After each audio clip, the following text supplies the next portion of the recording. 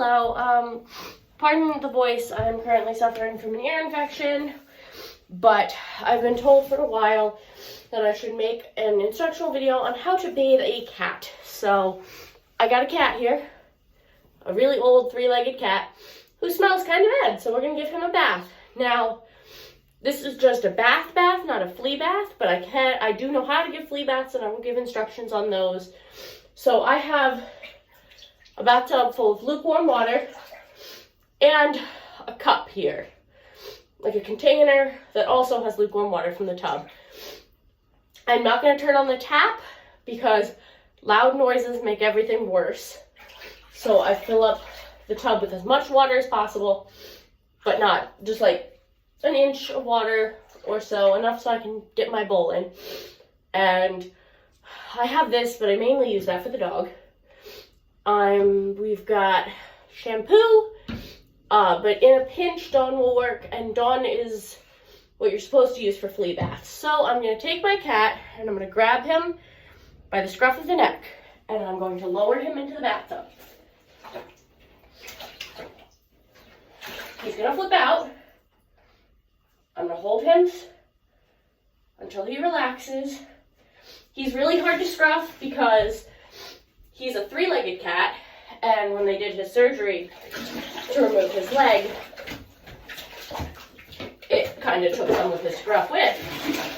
So it's harder, but he's also a very well-tempered man, so I'm not having much trouble.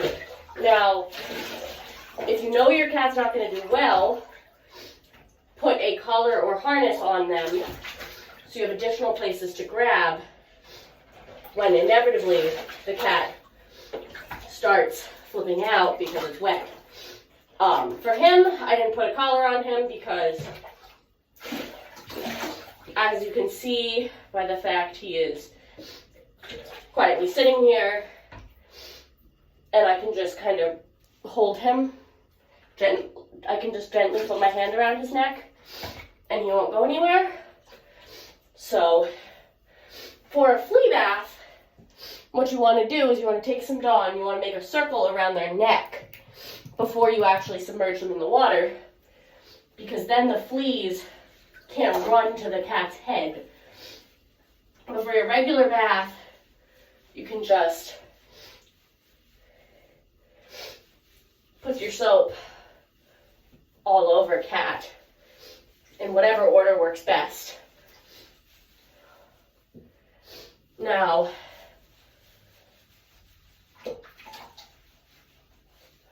I'm just kind of willy-nilly doing this because he just stank.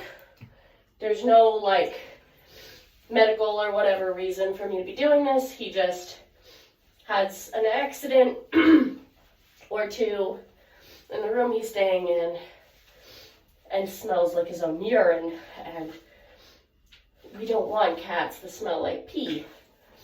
Now for head, what I'm going to do is I'm just going to take a scoopful of water, wet my hand, and pet his head to get it nice and wet, because you don't want to get water or soap in the cat's eye.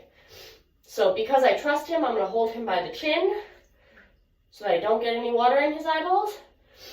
But you may just want, in a cat that it's not as well behaved, to just get a wet rag to do this, because if they're flailing their head, you might get soap in their eyes, which would freak them out and make this process so much worse than it needs to be.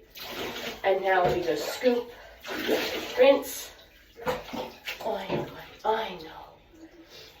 Provide lots of vocal encouragement. If you need to top off your water, what I usually do is I have someone else help me.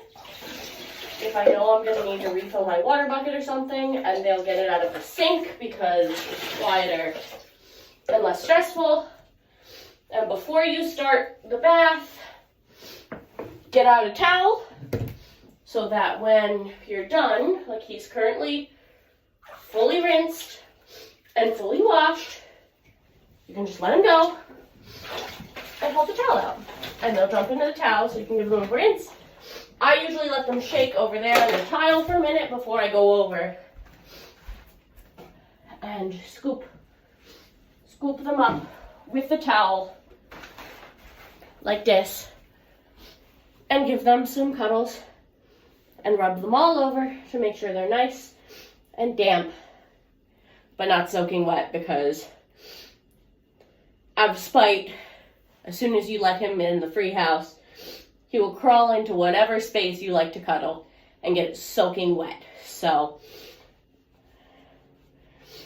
the only difference between a regular bath and a flea bath is you have to be more careful with flea baths on making sure every area is soaped up, and start with a ring right around their neck, because fleas cannot survive or move through the soap.